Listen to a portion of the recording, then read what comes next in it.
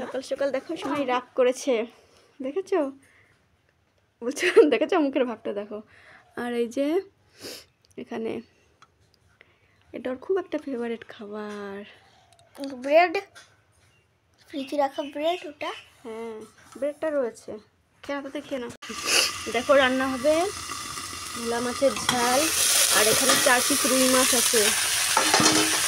বাবা কি ধুয়ো, রুই মাছ দিয়ে এই যে ফুলকপি দিয়ে তরকারি হবে।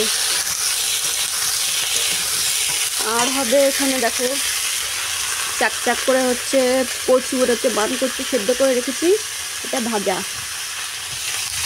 রান্নাটা করে নিয়ে আগে।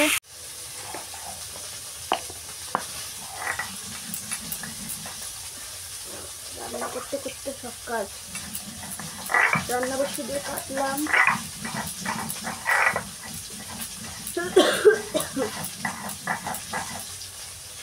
তো এই যে আমার রান্না কমপ্লিট, দেখো ঝাল হয়ে গেছে।